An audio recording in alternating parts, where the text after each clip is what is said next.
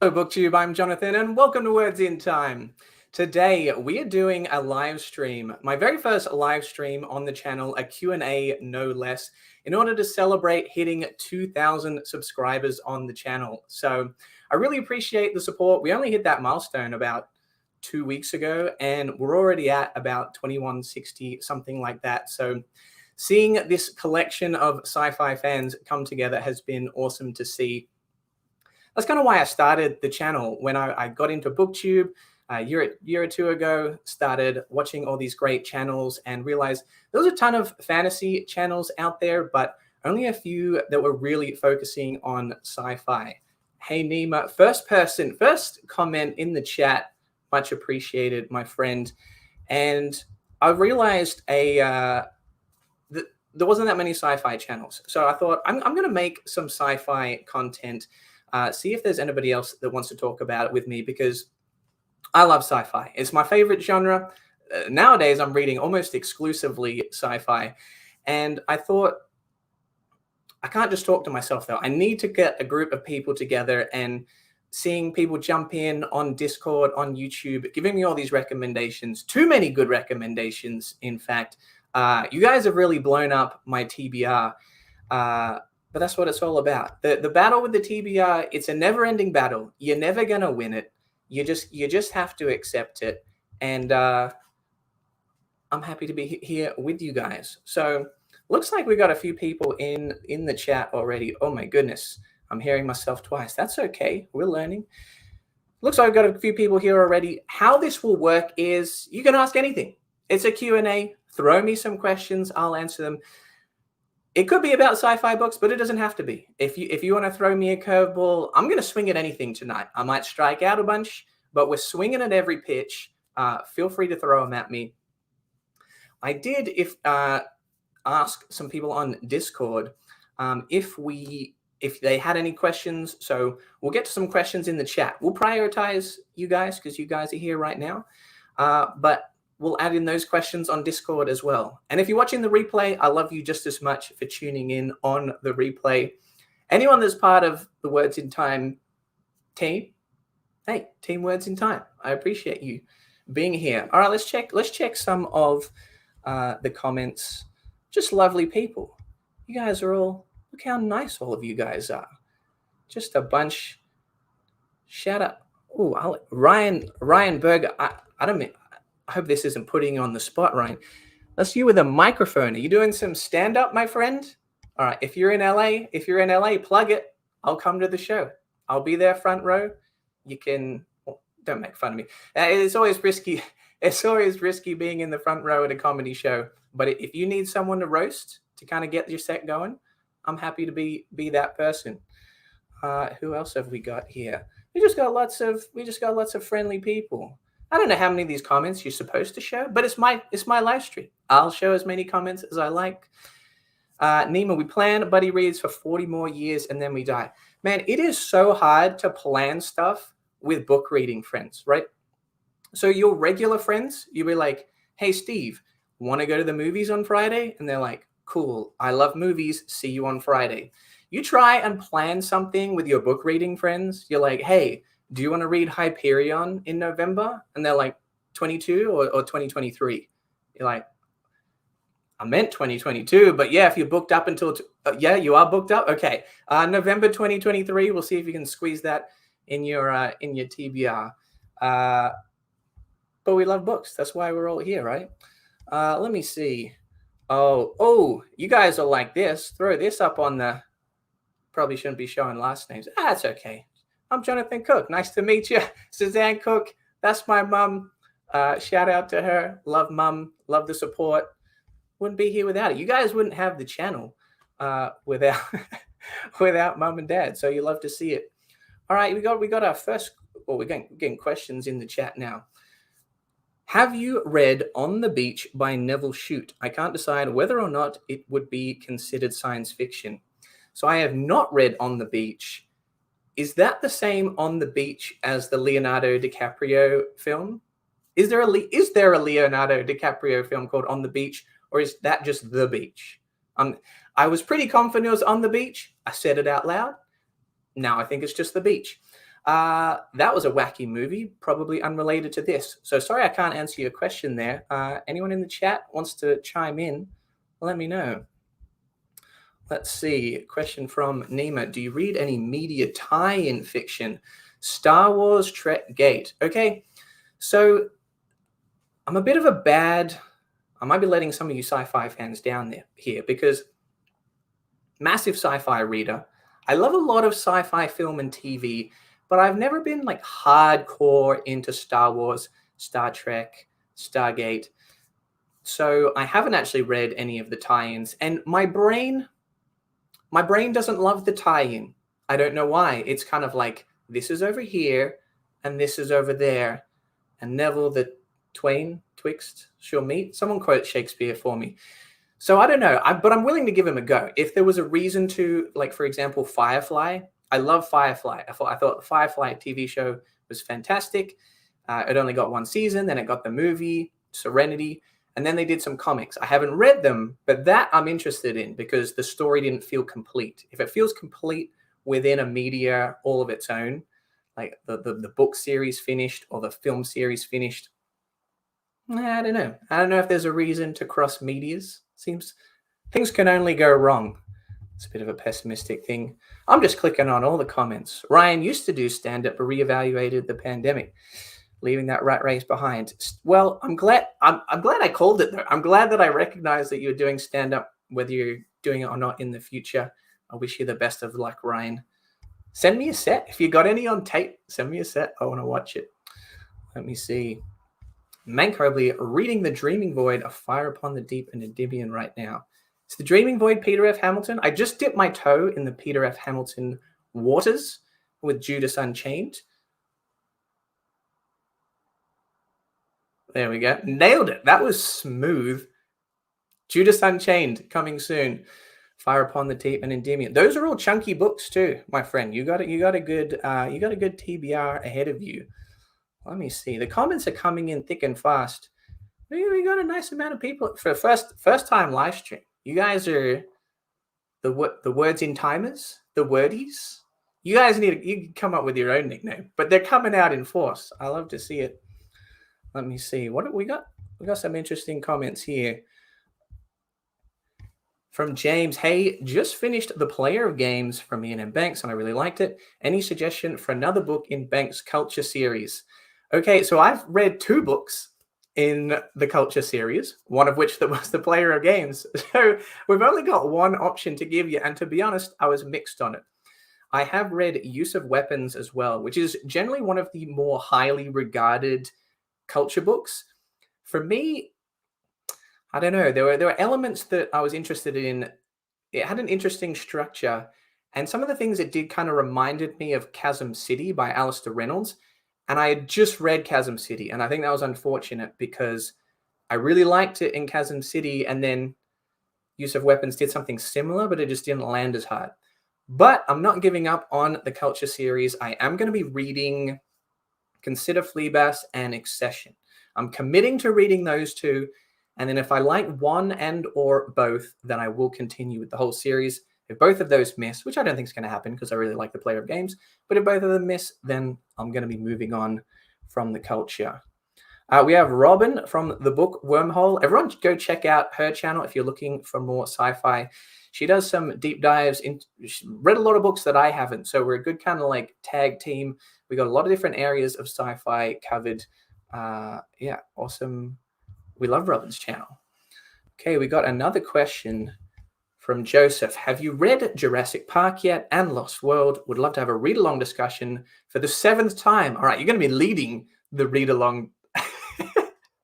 He asked about wanting to do a read-along. Really, he wants to lead it. He's going to be the director. The book scares me every time. Well, that's impressive. So, big fan of the film. Haven't read the book. Don't know. Where's this finger taking us? Where is Jonathan going with this one? But we found it. But I will be reading it in November. Treebeard, Dan from Treebeard Book Reviews, he asked me to join him on a read-along. Sorry, Joseph, you can't lead it because Dan's already leading it. But you can join. You can join us. We're going to be reading that in November. I know he's a massive fan I somehow haven't read any Michael Crichton, but here is Sphere. I'm going to be reading that in October or November, and then Jurassic Park. So I'm pretty pumped for that. Yeah, nice timing, Joseph. Let me see. Oh, we got a fan from Argentina, Federico. Big hugs from Buenos Aires, Argentina. That's awesome. I'm from Australia originally. Well, here's the words in time lineage. We'll go a bit left to right. It's right to left on my screen. I didn't mirror the camera. Anyway, born in England. At age 6, moved to Australia. At age 24, moved to the US. Now I'm 33. So there you go. We got round the world sci-fi fans. Of course, sci-fi is intergalactic. Why wouldn't it be international? Let's see. So many. Oh, Johanna's in the chat. So Johanna, you guys probably know Johanna, but if not, she reads a bit of sci-fi, more fantasy. One of my favorite booktubers. I did a great video with her where we talked about our 5 favorite 5 character-driven books. I gave 5 fantasy. No, I didn't. Sci-fi. She gave 5 fantasy. So check that out if you're a character reader in particular. Character reader in particular. There you go. We're putting words together. We're reading words. We're saying words at the same time. Here we go. I don't know if I'm going to have to go to the questions, I think, because it is a Q&A. So if you say something nice in the chat, I am seeing it. I do appreciate it. But I'm gonna give the questions priority for the Q&A. Laura, hey Jonathan. Hey Laura, what are you currently reading? So I'm currently reading Sea of Rust by C. Robert Cargill and really enjoying it. I'm about 60% of the way through, I guess. And it's kind of giving me Blake Crouch vibes. So, but in a post-apocalyptic setting. C. Robert Cargill is a screenwriter, and you can tell that in the writing. It's very fast-paced. Each chapter kind of feels like a scene, and there's definitely like a clear like setup and reward to each chapter. And there's a bit of an interesting structure. There's kind of telling a present timeline.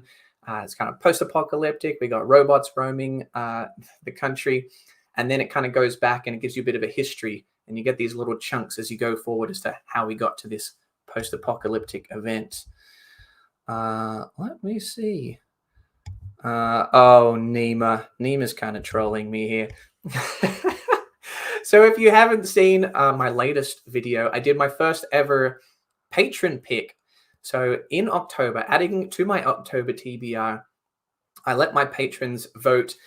We spun the wheel on the votes and it landed on Dragonflight. And Dan from Treebeard Book Reviews, he's kind of tricked me into reading a fantasy book here. I stipulated it had to be sci-fi, but it only needed to be, at least somewhat sci-fi. I wasn't going to be too strict. And then he voted for a book called Dragonflight. Now, I have been assured that there is sci-fi elements to Dragonflight, that it is somewhat sci-fi, and it counts. And it's just pretty short. It's only like 300 pages. So I'm looking forward to it. The reviews are very good. I'll probably like it. I was just being silly, joking that it wasn't really sci-fi. So when do I plan on reading it? Let me see. So I'm reading Sea of Rust. Then I'm going to read Ilium by Dan Simmons, and then Dragonflight. So Ilium is pretty chunky, so we'll see how long that takes to get through. But definitely this month.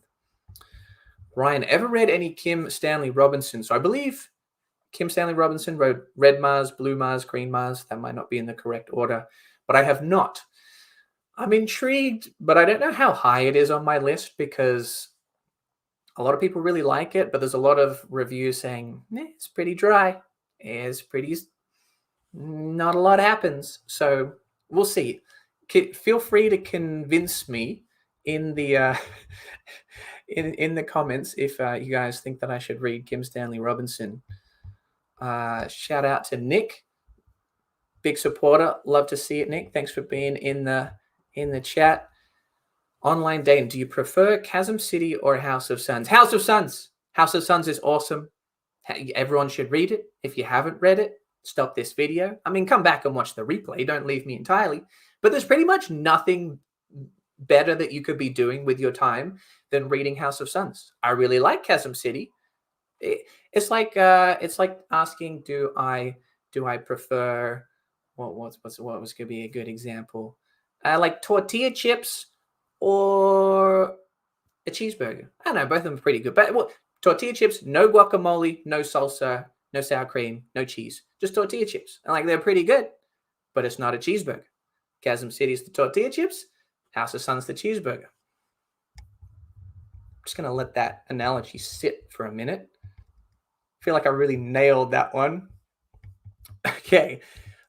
Here's a kind of inside baseball question, it looks like. Robin asks, how do you balance doing booktube and putting out consistent content with other life obligations? If I recall, you're in grad school too. Well, I actually just graduated, so that makes that easier. That's a lot of extra hours off my plate each week. But it's a good question. I think the answer is you need to plan ahead. You need to. So everyone's busy. It's crazy how many people that are on BookTube that have kids. Massive respect to anyone that's that's running a YouTube channel while balancing work and kids. But for me, it's I think of an idea, I write it. I either write it out or just write out bullet points. Pick a time to film. And I've been traveling a lot with like various family things, going back to Australia, and so taking the tripod, taking the light, taking my green screen, setting it up, taking it down. Every time you want to film, it can be a little bit of a like it could be time consuming. So I'm glad for the next few weeks. I don't think I have anything on the schedule, so we can just put everything up and leave it there. So then you record, and you need time to edit and upload. So it's really just kind of planning ahead, thinking of when you're going to have time to do things, either before work or after work, etc. And it helps if you enjoy it. It helps if you have cool people to talk to hang out with, and you're excited to make videos, which luckily I have been for the last. I've just celebrated my 1-year BookTube anniversary in August, and just having a good time.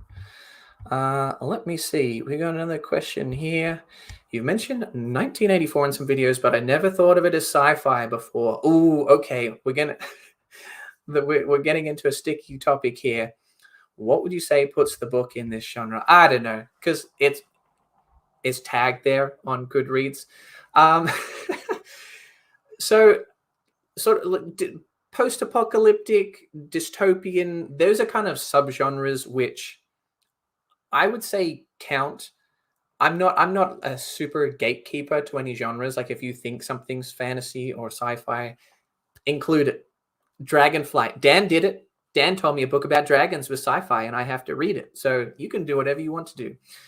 I would guess it's the speculation into the future, right? Because I can't remember the exact year that 1984 was supposed to be, but the fact that you're predicting into the future, there's speculation there. So I guess there's the what's the kind of line between like speculation, science fiction, speculation, science. You can go back and forth, but we want to be inclusive in the sci-fi community. We're going to cast a big umbrella and say, if you're projecting into the future, even if it's near future, even if there's just like a little bit of technology, a little bit of where is society going to be? Where is technology going to be? Have the aliens arrived yet? Although that's becomes obviously far more sci-fi. Any of that, I say count it. Let's see. What do you think? This is from Federico. What do you think of Jeff Vandermeer's Area X series? Have you read it, or perhaps Born, or even Dead Astronauts? You've really thrown me under the bus there, Federico. As in, have you read this? No. Have you read this? No. Well, surely you've read this. No. I haven't read anything by Jeff Vandermeer, although I have seen Annihilation, and it was pretty nutty. So I definitely want to read that book. I might start there. But if you think there's a better Jeff Vandermeer book to start with than Annihilation, let me know. Ooh, Michael from Fit to Be Read, one of the best channels on BookTube.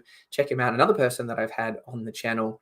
And he just released, I got to plug this. He just released a video, top 210 sci-fi books. 210 of them. It's like 3 hours and 38 minutes long, something like that. I think I'm in it. I think I'm in it for about two of those 3 hours and 38 minutes include me. So check it out.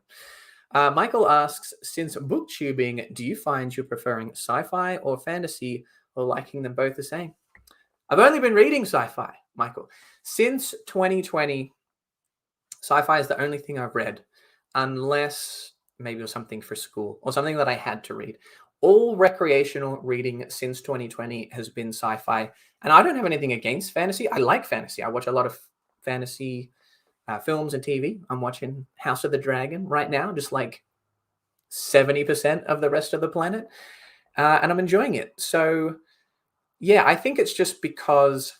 So, two reasons. One, sci-fi, I think just I connect with the most. There's a lot of overlap in terms of world building and characters and speculation. I mean, there's not necessarily a big difference between traveling across the mountains, traveling across space to see the monsters, to see the aliens. I mean, there's some things are going to be pretty similar, but it's the concepts that really blow my mind, that it really draws me to sci-fi. So that's what I'm focusing on now, A, because I love it, and B, for the channel. I wanted the channel to kind of have a niche because there's so many fantasy channels out there, and a lot of great fantasy channels. And if you want to make a fantasy channel, don't let me put you off it. I think you should go ahead and make your fantasy channel. But when I saw there was only a few sci-fi channels in comparison, I thought, nah, I gotta fill that niche. So we'll see.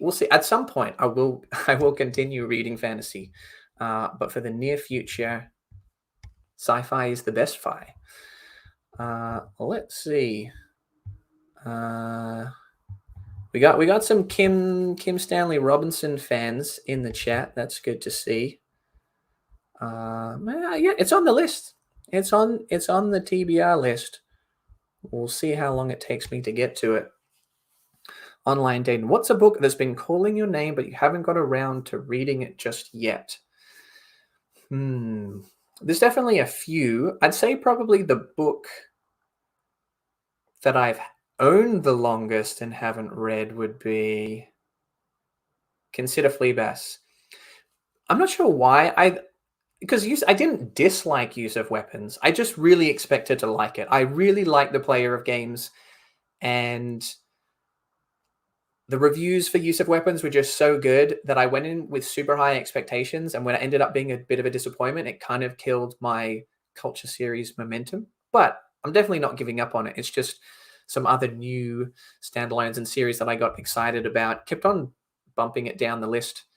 It's a little bit of it's not that chunky. It's like 500-600 pages, but that if it's shorter, that's always easier to like bump it back up the TBR, slip it in there. Here we go. Oh, I like this. Ooh, misclick. What happened there? It jumped. The comment jumped away from my cursor, and I missed. L's in the chat. All right, Sheldon Wong asks, what are your hobbies outside of books/booktube? Congrats on 2K. Thank you, Sheldon. Thank you for being a part of the channel. Well, at the moment, my biggest hobby is golf. I've been loving golf. I played a little bit when I was young. Shout out Dad. Dad kind of got me into it when I was around 10 or so. And then some of my friends, John, Pat, Dutchy, we probably played like once a month. So I wasn't like on a team. I was never a hardcore golfer, but I liked it. And then when I was 18, my main hobby became Brazilian Jiu-Jitsu. I love Brazilian Jiu-Jitsu. It was my main hobby for, let's see, from 2008 to 2020. I trained probably 3 times a week, competed in a lot of big tournaments in Australia, in America. And then the pandemic happened, and Jiu-Jitsu is basically the least friendly activity for that because you're just basically wrestling with people. So I thought, what's something I can do outdoors in the meantime? Picked up golf. And that was something that I could do with my wife, Bonnie. Don't know why my voice cracked on Bonnie. I should be able to say my wife's name better than that. Bonnie, there you go. Shout out, Bonnie, for joining me on the golf course and just fell in love with it. I've been playing a lot of golf, getting back into it, upgraded my clubs, got some Callaway irons recently, and last year I won a 4-man scramble tournament. This Saturday, we're defending the title. Back to back, baby. Let's go. Dubs in the chat all around. So golf's been my main hobby, but video games, any kind of sports, and my dog. She's sleeping right now. At some point, all right, I promise you, if you stick around to the end of the live stream, you will get to meet Charlie the Mini Poodle. but she's asleep right now, and I don't want to wake her up just for the views. Let's see. We got some Vandermeer chat going on. Let's see. All right, Federico asks, imagine you could sit Kurt Vonnegut and Dan Simmons together. What would they write about? What would be the plot or the character development? That's kind of a crazy question, because those are two of my favorite authors. Couldn't be much more different from one another. All Kurt Vonnegut's books are like this big. All Dan Simmons' books are like this big. Kurt Vonnegut, much more absurd and comedic. Dan Simmons, pretty weighty, pretty heavy, hard sci-fi. Hyperion Cantos he wrote, and he wrote Ilium and Olympus, which I will be reading in October and November. So Alex from Tall Guy Reads and I got together and organized a bit of a read-along for Ilium and Olympus. So let us know if you want to join that. And then Kurt Vonnegut mostly wrote standalones. Yeah, I don't think he has any series. And some of it's sci-fi, but not all of it's sci-fi. His earlier stuff is sci-fi, and that's what I like the most. But I think everything that Kurt Vonnegut wrote, but both very poignant, but both very personal, thought-provoking writers. What would they write about? I would imagine some kind of epic, hard sci-fi space opera that is very, very silly and very, very funny. I would read it, I guess. I haven't really read that many books that are collaborative. So as someone that works in entertainment, film and TV, there's writers. You'll see an episode of television written by, but that's part of a writer's room. There's a showrunner, there's writers, writers' assistants. There's a lot of people contributing to that script. Whereas novels, they tend to be much more personal. It's usually a singular person's artistic vision.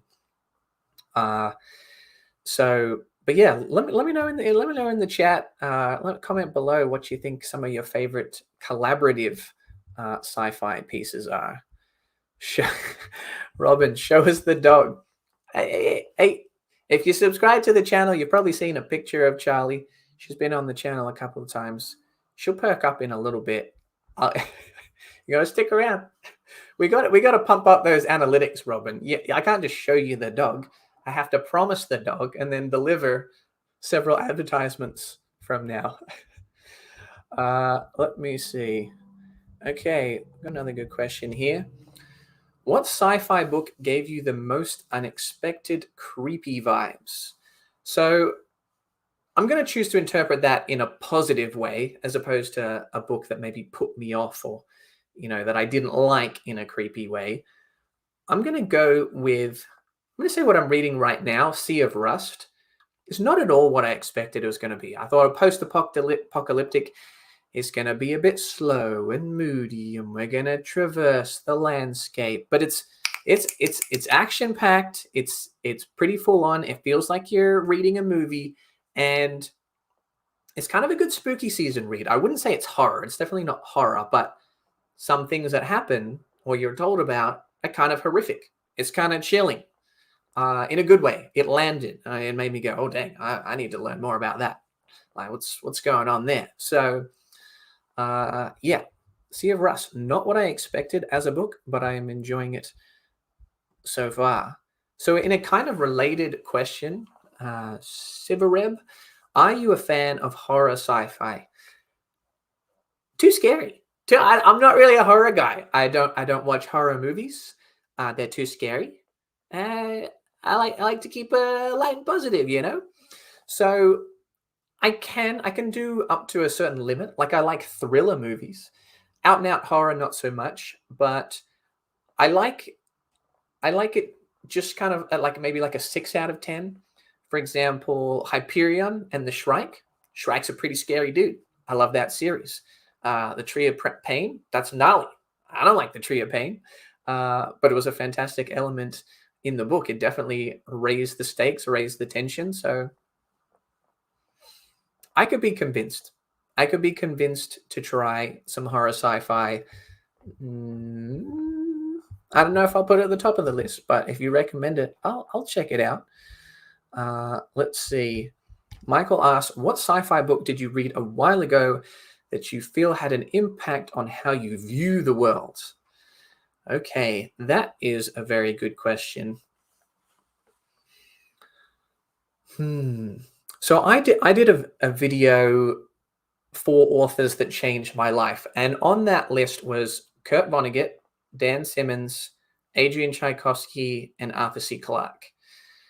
Of those, I read Kurt Vonnegut the longest ago. That probably had the biggest impact on me because I read Kurt Vonnegut when I was in university, college, as you would call it in America, and you're kind of impressionable. You're trying to figure things out in the world, and you know, Kurt Vonnegut. I feel like a lot of people feel this way about Kurt Vonnegut. They feel like he wrote to them in a time that they needed him.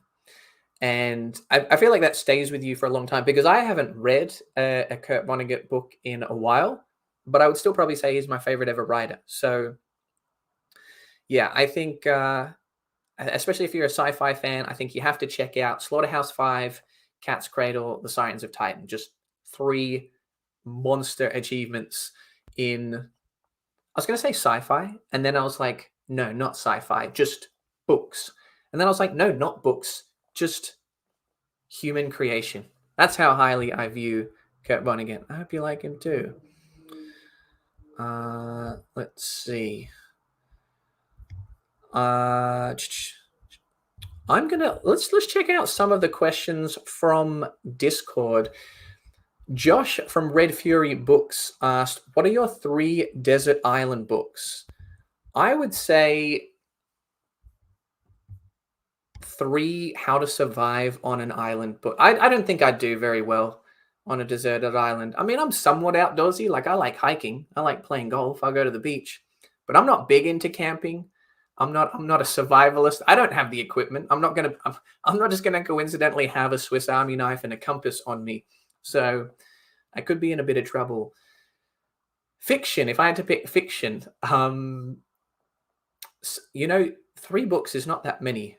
I'm assuming that I'm not going to last that long on the desert island. But hypothetically, I think the point of the hypothetical is you're going to be there a while. You're going to want chunky books, right? Because I mean, Kurt Vonnegut, I love Kurt Vonnegut, but his books are like 200 pages. I'd have read them all twice within the first week. So I'm going to go I could be getting the name wrong. The Night's Dawn trilogy by Peter F. Hamilton. I haven't even read it yet, but they're like 1,300 pages each. It's like a 4,000 page trilogy. So, I'll probably be dead before I finish it. But until then, I'd be entertained. Let's see. What else have we got from... what do we got? Okay. Valteo is trying to get me in trouble here. Why is Foundation so overrated? We'll see what the chat thinks of this one. Now, I'm not saying Foundation is overrated. I don't think it necessarily is. But to play into your hypothetical, as someone that really enjoyed Foundation, but then liked but didn't love Second Foundation and Empire, I think it's the ideas. I think people can overlook the fact that the characters are a little bit stiff. The dialogue is not super organic because of the scale of the ideas and the intrigue behind the concepts. If you are a modern sci-fi reader and you want action, you want interesting characters, character development, you're not going to get that in Foundation. And so that might be why some people would find it overrated. But it stood the test of time because, and it's been so influential. You can see how many books in the sci-fi genre have been influenced by Foundation because of what it set out to achieve with its kind of, in a limited space of time, the world that it built, and then the ideas that it examines. Even if it's a lot of exposition, it examines a lot of interesting ideas. So that's probably why people like it. Oh yeah, Michael's not happy. Michael is Michael's one of the biggest Asimov fans that I know. I told you you're going to get me into trouble, but hopefully we kind of duck, tip, dive, dodge, and dodged that one. So let me see. What color is your dog? Do you have money on it? I will answer this question when I know the stakes, and I want a piece of the cut when I lie. And Just DM me. DM me the answer that you want me to say. She is chocolate. Well, we call her a brookie because she's brown on top and then blonde underneath. So you know those delicious cookies? You can get them from Trader Joe's. They're brownie on top and a cookie underneath. Sometimes I explain what brookies are to people and they look at me like I'm crazy, that they've never heard of them. And then other people are like, yeah, you don't have to explain what we all know what a brookie is. So there you go. She's brookie. Let me see. We have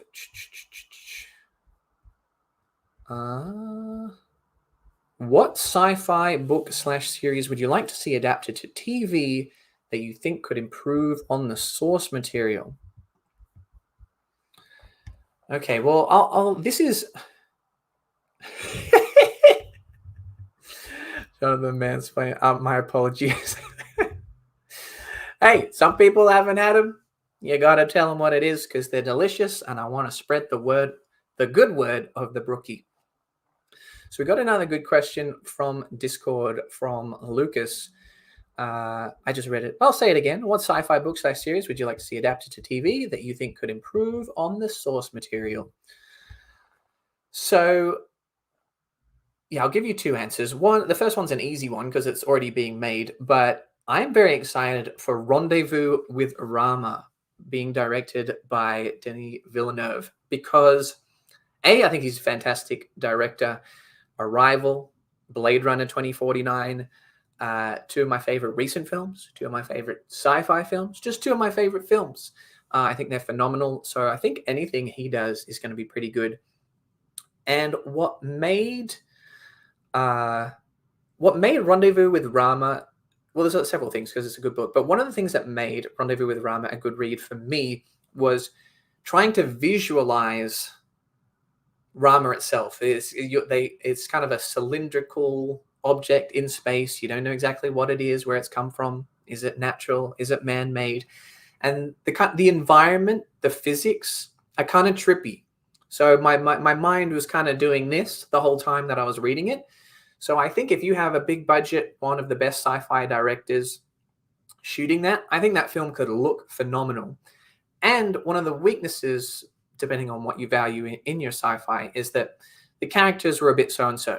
So if you could get some good actors in there, beef up those parts a little bit, make them a little bit more intriguing, add a little bit more character development to the awesome ideas that Arthur C. Clarke always brings to all of his books with those visuals, I think that could be a banger. And then this one, I don't know if it ever will get made. There's always been rumors, okay, like Bradley Cooper had the rights to it. He tried to get it made, and then you'll see like a Variety article or whatever every like couple of years saying Bradley Cooper trying to get Hyperion made. I don't know if we'll ever actually see it because Hyperion, just the scope of it is just absolutely massive. Trying to get Hyperion down to 2 hours, I think is, I mean, there's probably some writers out there that are brilliant enough to do it, but it's tough. I think it's made. I think it would suit TV. I don't know who's gonna give them the budget to do it, but I think because you have the first book, right? It's the Canterbury Tales style format. You have each of their characters telling their backstory with a little bit of plot progression in the present timeline. It's already episodic. It would be perfect for television. And then, you give that a season, Fall of Hyperion, a season. I think it would be absolute banger of a TV show. That one I don't have high hopes will actually get made anytime soon, but yeah. See, not everyone knows what brookies are. You gotta tell them. Now you know, you can tell other people because they're delicious. Who doesn't like brownies? Who doesn't like cookies? Eat them. Let me see. A question from Sasha. How many books do you have? Too many for this little bookshelf. This bookshelf's not even really a bookshelf. It's more of like a display case because it's not it's not very wide, it's not even that tall, but it's super deep. I think it's more for like records. Like if you had a good vinyl collection, this would be a nice shelf for it. So maybe for Christmas or something. That's something that I really want to get. I really want to get a nice bookshelf for our place. My Bonnie and I just moved into a new place. I'd really like to get a nice bookshelf and fill it up with a ton of sci-fi books. So here in the US, I probably have 100 and something, but I have more back home in Australia. When I moved here in 2014, I brought some of my favorite books with me, but I didn't bring all my books because, you know, you get a suitcase. They only let you put 50 pounds in your bag. Paying for it, I could have paid for another checked bag and just put all books in it, I guess. But yeah, mum and dad are looking after some of my books back home. So I don't know, 200 books? Not as many as you, Michael. You just made a top 210 sci-fi books video. I've only got 200. Let's see. Oh, shout out Michael. What a good guy. Everyone go watch his videos and get him that $2 back in ad revenue. So Sheldon asks, what pushed you to start your booktube channel last year? So at the top of the video, I talked about this a little bit, but I was watching, I was starting to read more because I've kind of gone through phases of how much I read throughout my life. I kind of enjoyed reading as a kid, and then I grew a little bit older and was kind of more interested in like sports and games and stuff. And then I kind of came back to reading, started working full time, kind of went off the reading, and I was back on a reading kick. I was like, okay, we're back to regular reading. Get on the new YouTube, the YouTube to find some recommendations for things to read and kind of discovered the world of booktube. Dove into it. I divin into the world of booktube, and there's a ton of fantasy booktube channels, and I like fantasy, and I've got a bunch of fantasy that I'm interested in. But I was really interested in sci-fi at the time, and I thought, yeah, there's a few really good sci-fi channels, but there's not 50 of them. There's probably more people out there that are looking for sci-fi content. I like sci-fi. I want to talk about sci-fi. And most importantly, I want to meet other people to talk about sci-fi with. So started making videos without necessarily like a specific plan or goal. Really just I've always liked making things. That's why I'm in entertainment. I like the process. And I thought, okay, make a few videos, see what happens, see if I'm enjoying it. Then I'll keep making them. Had a lot of fun doing it. Started to see a bit of growth in the channel, which has been really awesome to see. And I thought, yeah, let's try and build a bit of a sci-fi community and see what we can make happen. So yeah, we're just over a year now. We're not stopping anytime soon. Let me see. Joseph asks, is it a question? Let's see. Have you played the 90s PC game Myst? Or MYST. That could stand for something. Myst and sequel Riven. I would not be opposed to a well-adapted TV series. Maybe I'm just ignorant, or maybe that's a pretty deep cut, because I do like video games, and I don't think I've even heard of that. That doesn't even ring a bell. It could be just before my time. So I was born in '89. So I would have been playing games in the 90s, but it would have been more like Super Nintendo and stuff. I didn't get a... let me see. I got an Xbox when I was maybe like 13, I think.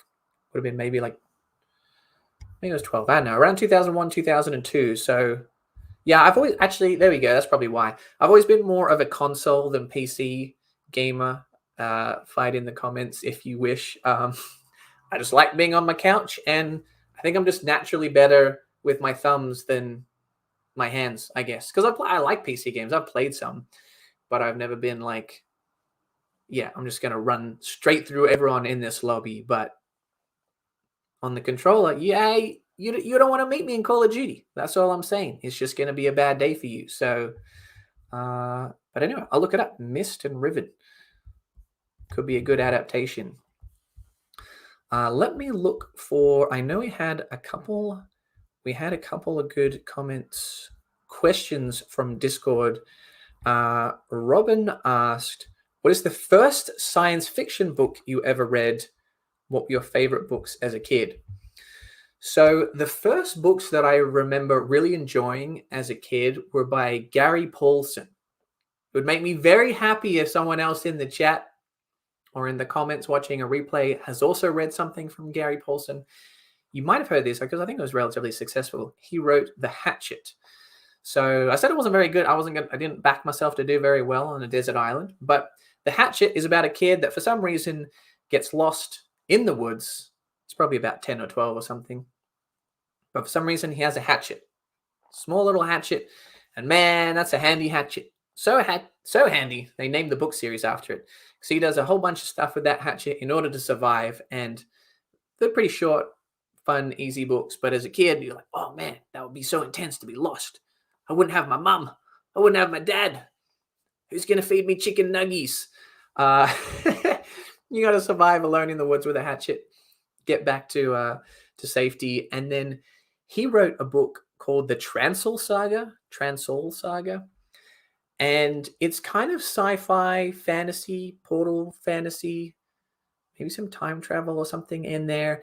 And I think, as far as I remember, other than, maybe cartoons or something, that was the first thing that I read that was really surreal, like within the SFF speculative fiction universe. And I thought it was awesome. It was a fantastic adventure, kind of similar-ish premise, like a kid, but rather than getting lost in the woods, kid gets like transported to somewhere else, and there's like an evil bad guy and these weird creatures and magic or technology or something, and it's just a fun time.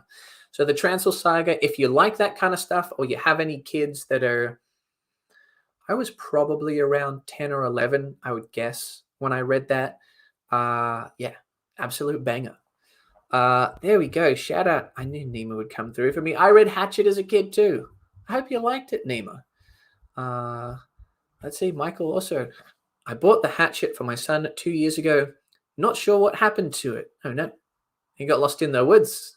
Get yourself a hatchet, Michael. Go find it. But he gravitated toward Ready Player One instead. Okay, that's cool. I don't know how old your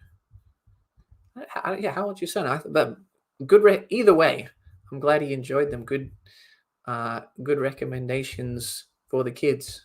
If you happen to know any young people, I don't really read a lot of YA now. I recently read, what's it called? It was called Horizon Alpha, Predators of Eden, which I didn't know was YA when I got it, and then I read it, and it was pretty good for a YA book. Like, the story was very simple, it was very basic, but there wasn't anything cheesy or corny or annoying that made it off-putting.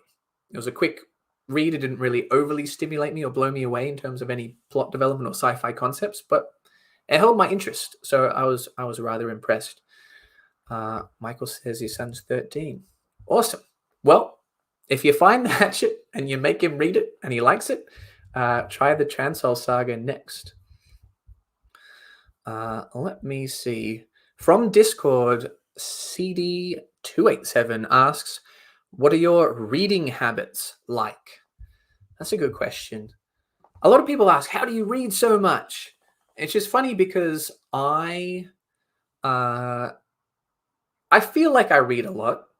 Like, I don't know the stats on this, but I reckon if you were to poll the human adult population, how many books they read per year, I think the over-under is probably 1.5.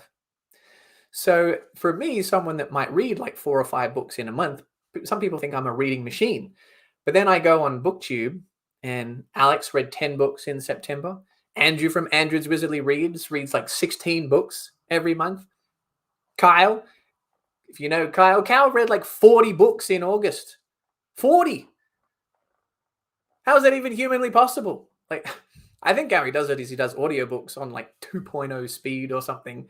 Just, he's basically like Neo in the Matrix, just like getting uploaded to his brain. I don't know how you remember any of that. I don't know if you enjoy it. Just getting slammed with gigabytes of data to the dome. But anyway, thank you, Federico, for the super sticker. I don't know what the conversion rate is, but no matter what that converts to, that's very generous. I honestly really appreciate it. Yeah, you guys have the support you guys have been showing today is awesome. Or you know what, Federico? You might have earned with that super sticker, you might have earned an appearance from Charlie the Mini Poodle.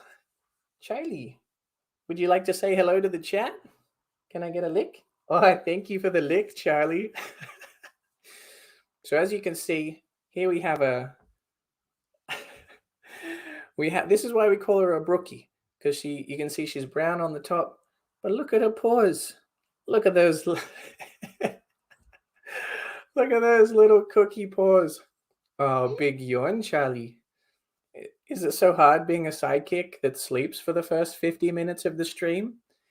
You're getting, I mean, people have been pretty complimentary to me, but you're getting a lot of love. You're definitely more popular than I am, Charlie. Oh, are you tired? Are you so tired? We did play a lot today. Bonnie is out of town. She's getting back on the weekend. So Charlie and I have been up to no good, chasing each other around the house, gone for lots of walks. She's very sweet. She loves people and other dogs, but she also likes wrestling. She likes to play rough, don't you, Charlie? You like to chase me around and bite my heels. All right, good job, Charlie. Say bye.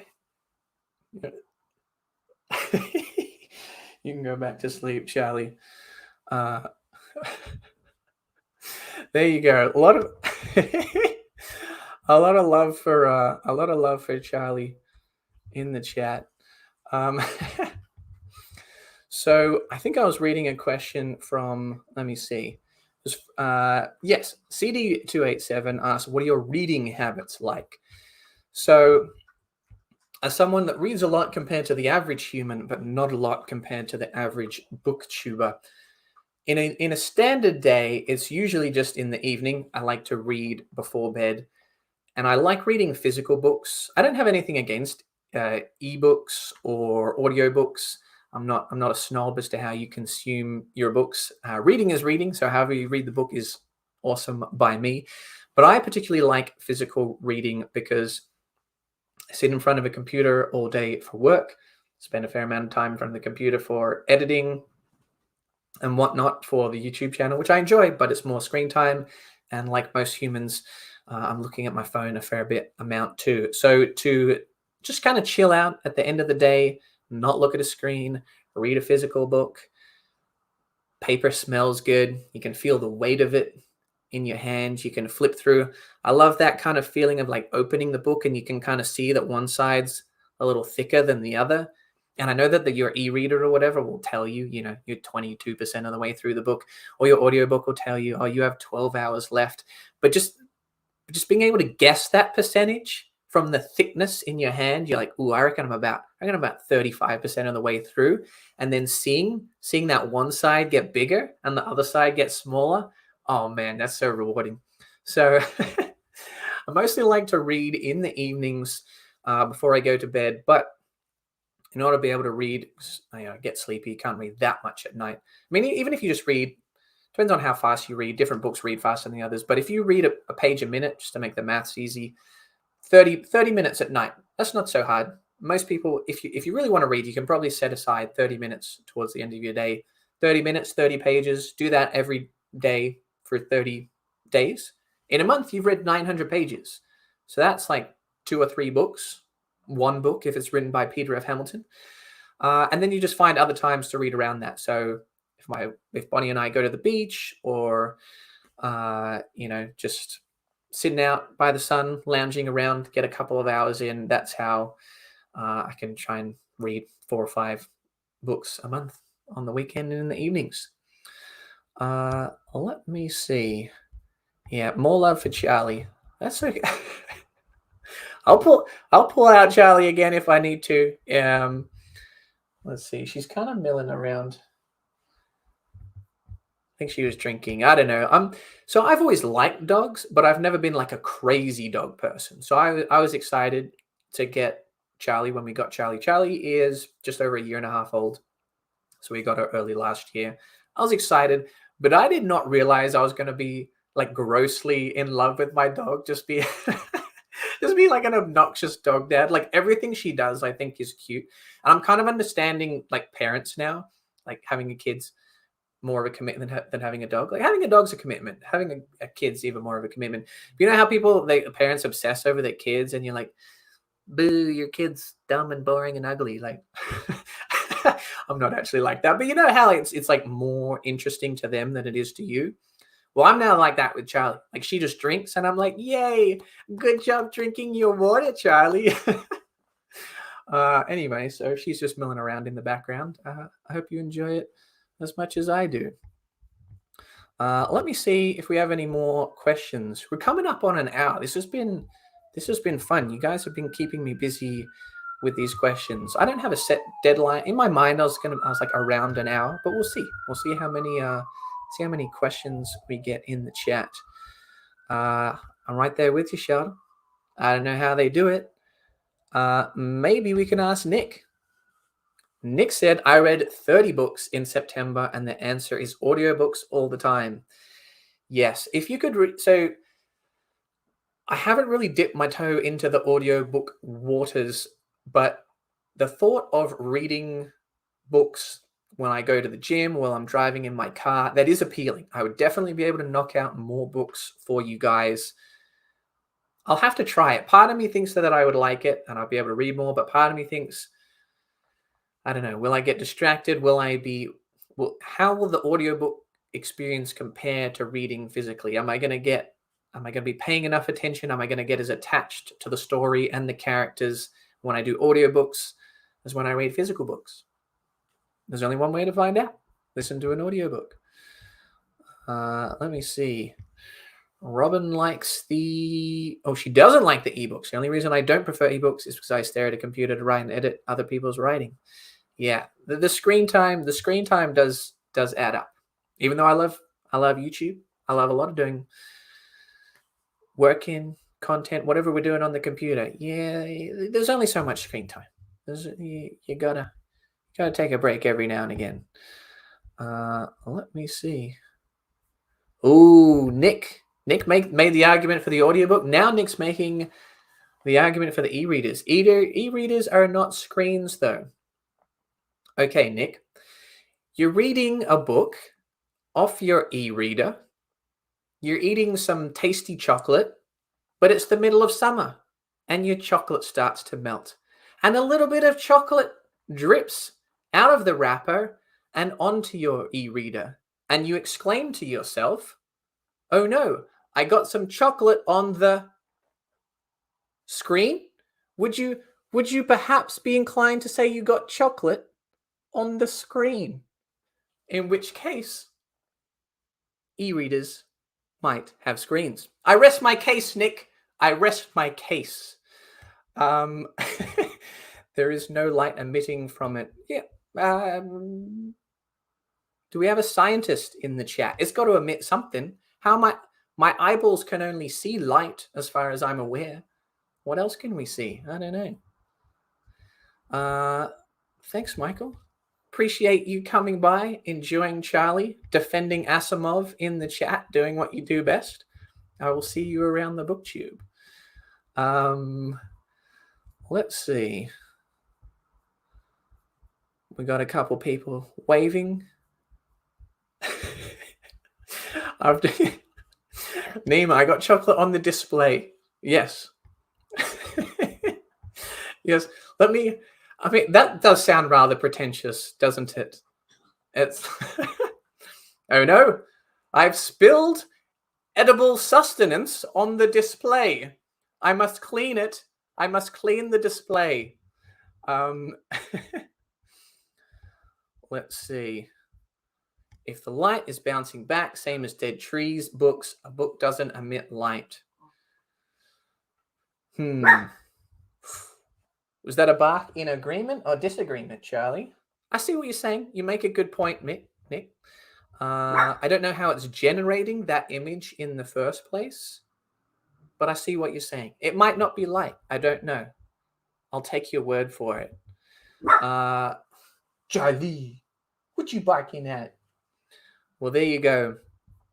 Maybe that is Charlie telling me it is time to wrap up. I'll give you guys a couple more seconds to throw in any questions if you did just happen to join the chat fairly recently. But yeah, I really appreciate everybody joining me for the first live stream Q&A. Lots of good questions. Hopefully you like the answers.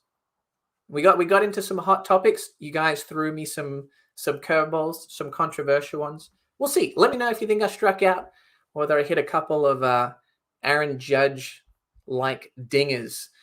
More sci-fi content coming soon. Videos on the way. Appreciate everybody being here. If you enjoyed talking about sci-fi books, feel free to join the Discord. The link will be in the description, and we can talk more about all of those awesome books that you are reading. So I'm going to sign off. Charlie's signing off with a little grumble there. She's saying, "Hey, time to play. Dad, time to play with me." I hear you, Charlie. We all hear you. All right. Appreciate you guys coming out. Signing off. Due to my mini poodle. Time to go read some sci-fi. Catch you later, guys.